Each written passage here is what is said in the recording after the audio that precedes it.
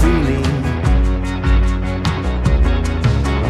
Listen with the scripture, but fell without a trace. Born by thought and death by thinking.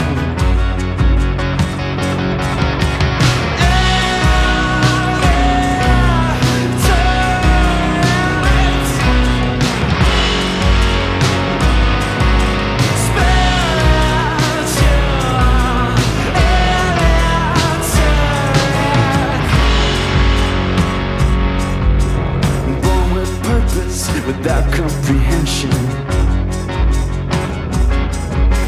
drowned in knowledge without any meaning. An airborne disease can erase your entire kin.